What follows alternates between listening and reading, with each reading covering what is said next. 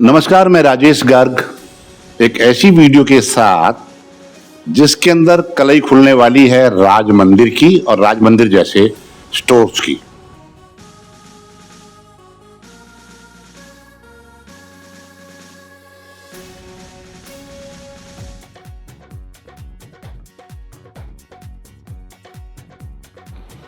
दरअसल जब भी हम सामान खरीदने जाते हैं और इनकी जो ऐड आती है कि एक के साथ एक फ्री या बहुत सस्ते रेट दिखाते हैं, बाजार में आइटम यदि 100 रुपये की कहते हैं कि हम 60 की देंगे 50 की देंगे, तो इस बात को मान लो कि गड़बड़ घोटाला है, कहीं ना कहीं धांधली है, कहीं ना कहीं कोई कमी है।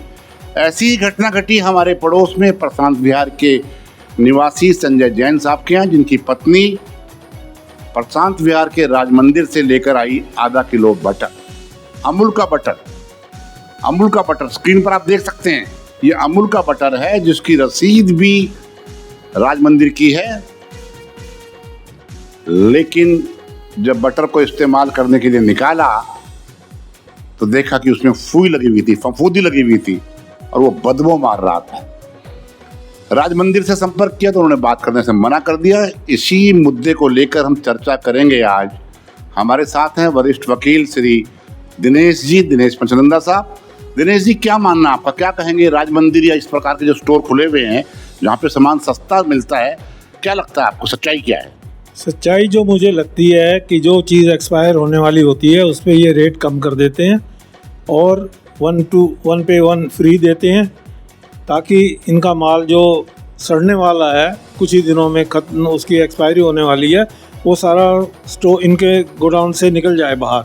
सुना आपने, जो सामान अबाउट टू एक्सपायर है, मतलब जिस आइटम की एक्सपायरी 6 महीने थी और वो नेक्स्ट वीक में, मतलब 1 हफ्ते बाद एक्सपायर हो जाएगा, उस तरह की आइटम्स को, ग्रोसरी आइटम्स को या बाकी आइटम्स को, ये राज मंदिर का मैं नाम बार बार इसलिए ले रहा हूँ कि उसके सबूत हमारे पास हैं जो कि स्क्रीन पर चल रहे हैं। ऐसे स्टोर के अंदर ये माल सस्ते में खरीद लेते हैं और सस्ते में खरीद कर विज्ञापन देकर उस माल को बेचते हैं और मोटा मुनाफा कमाते हैं, लेकिन नुकसान होता है आम जनता का, आम नागरिक का, उससे लोग बीमार होते हैं। लेकिन इन सेंटर्स पर जो ये धांधली मची है उसमें एमसीडी भी शामिल है, एमसीडी का हेल्थ डिपार्टमेंट भी शामिल है, पुलिस को भी मालूम है, लेकिन पैसे के सामने पता है ना आपको, सब चलता है इस देश में। मेरे साथ बैठे हैं मूंगा साहब, सामाजिक कार्यकर्ता हैं, रोनी में ही रहते हैं। इनसे पूछता हूँ, मूंगा साहब आप क्या कहेंगे? सर, मेरे को लगता है कि ये लोग ना ग्रे मार्केट जैसे, जहाँ डुप्लीकेट स्टॉक बनाते हैं, ये आजकल को आपने देखा होगा हर जगह कि हर चीज़ की प्रोडक्शन हो रही है, उसी स्टाइल में हो रही है, उसी तरह की पैकिंग में हो रही है।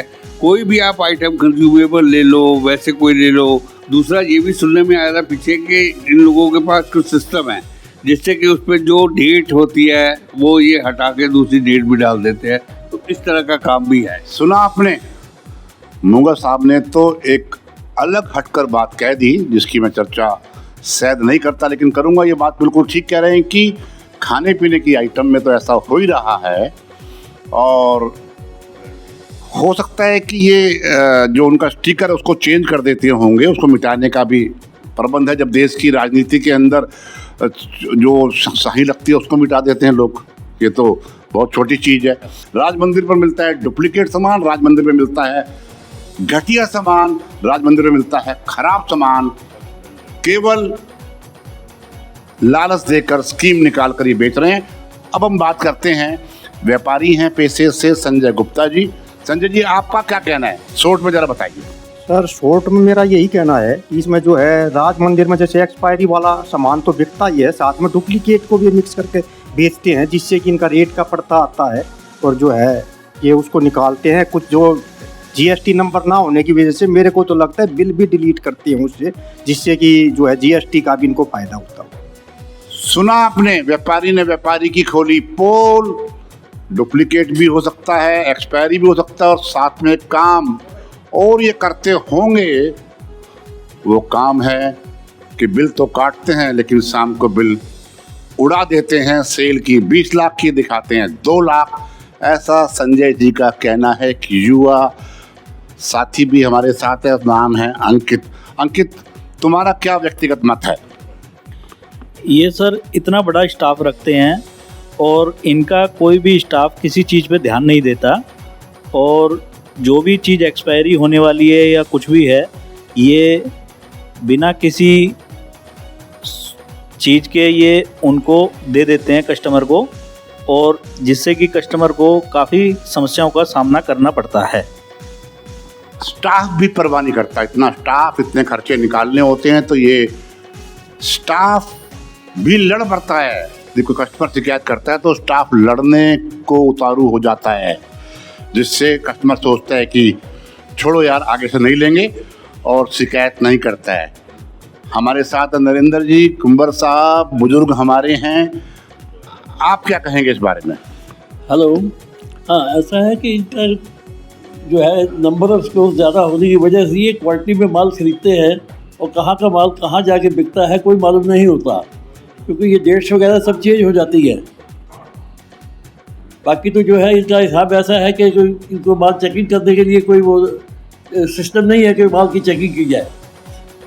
नरेंद्र जी ने कहा कि क्योंकि क्वांटिटी में माल खरीदते हैं, अबाउट टू एक्सपायर माल खरीदते हैं, क्वालिटी का ध्यान नहीं रखा जाता। बाकी डिपार्टमेंट्स की मिली भगत होती है, चाहे वो वेट एंड मेजरमेंट वाले हो, चाहे अडल्ट्रेशन वाले हो, चाहे वो जीएसटी वाले हो।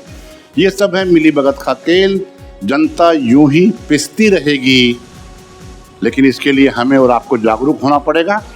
आज का ये जो बटर, 500 ग्राम का बटर जो संजय जैन प्रशांत विहार निवासी के परिवार ने खरीदा था, वो उन्होंने वापस भी नहीं किया। बोला यदि वापस करेंगे तो बिल भी वापस देंगे, रैपर वापस देंगे, और हम आपको नहीं तो चेंज नहीं करेंगे। मतलब चाहते थे कोई सबूत ना रहे, लेकिन संजय जैन जैसे जागरूक उपभोक्ता ने ये शिकायत मेरी रोनी चैनल पर की, और हमने ये वीडियो आपको दिखाई।